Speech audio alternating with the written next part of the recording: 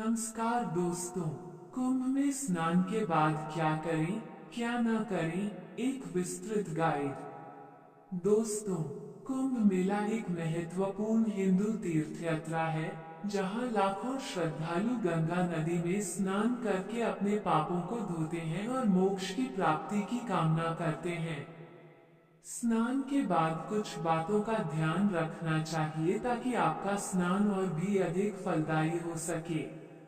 दोस्तों, क्या करें? सूर्य देव को जल अर्पित करें। स्नान के बाद सूर्य देव को जल अर्पित करना बहुत शुभ माना जाता है। यह आपके जीवन में सकारात्मक ऊर्जा लाता है और आपको सफलता प्राप्त करने में मदद करता है। दान करें। अपनी क्षमता के अनुसार दान करें। आप अन्न, वस्त्र या धन का दान कर सकते हैं। दान करने से आपके पुण्य में वृद्धि होती है और आपको आशीर्वाद मिलता है।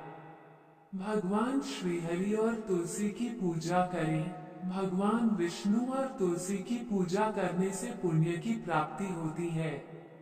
तुलसी को पवित्र पौधा माना जाता है और इसकी पूजा करने से घर में सुख समृद्धि आती है। गौ माता को रोटी खिलाएं।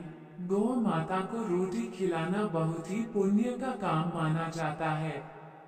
गाय को हिंदू धर्म में पवित्र माना जाता है और इसकी सेवा करने से आपको आशीर्वाद मिलता है। शांत रहें। स्नान के बाद कुछ समय के लिए मौन रहें और मन को शांत रखें। यह आपको तनाव से मुक्ति दिलाता है और आपके मन को एकाग्र करने में मदद करता है। दोस्तों, क्या न करें? शरीर को तौलिए से न पोंछें। शरीर को अपने आप सूखने दें। ये प्राकृतिक रूप से शरीर को शुद्ध करने का एक तरीका है। नदी में कपड़े न धोएं। नदी को प्रदूषित न करें। यह एक पाप माना जाता है और इससे नदी के पारिस्थितिकी तंत्र को नुकसान पहुंचता है। किसी का दिल न दुखाएं। स्नान के बाद किसी के साथ भी गलत व्यवहार न करें। यह आपके स्नान के फल को नष्ट कर देता है और आपको नकारात्मक ऊर्जा से भर देता है। दोस्तों, कुछ अतिरिक्त सुझाव। आप गंगाजल को अपने साथ ले जा सकते हैं और इसे अपने घर में रख सकते हैं। गंगाजल को पवित्र माना जाता है और इसे घर में रखने से सकारात्मक ऊर्जा आती है। आप स्नान के बाद तिल और गुड़ का दान कर सकते हैं। यह आपके पितरों को प्रसन्न करने का एक तरीका है और इससे आपको उनका आशीर्वाद मिलता है। दोस्तों, महत्व। कुंभ मेले में स्नान का बहुत महत्व है। यह आपके पापों को धोता है और आपको मोक्ष की ओर ले जाता है। स्नान के बाद इन बातों का ध्यान रखने से आपका स्नान और भी अधिक फलदायी हो सकता है। दोस्तों, उदाहरण के लिए, यदि आप सूर्य देव को जल अर्पित करते हैं, तो आप एक तांबे के लोटे में जल भरकर उसमें थोड़ा सा गंगाजल और अक्षत डालकर सूर्य देव को अर्पित कर सकते हैं। यदि आप दान करना चाहते हैं, तो आप किसी गरीब या जरूरतमंद को अन्न, वस्त्र या धन का दान कर सकते हैं।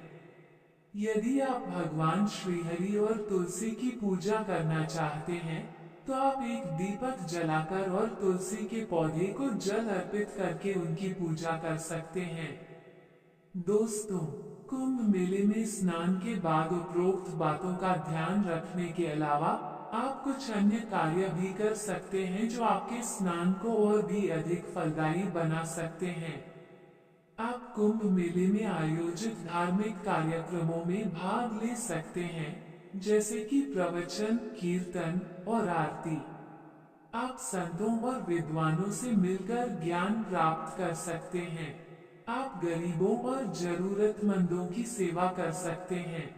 दोस्तों, कुंभ मेला एक महत्वपूर्ण धार्मिक आयोजन है और इसमें स्नान का बहुत महत्व है।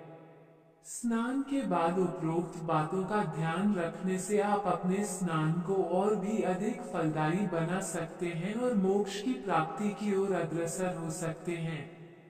दोस्तों वीडियो लाइक शेयर सब्सक्राइब करें।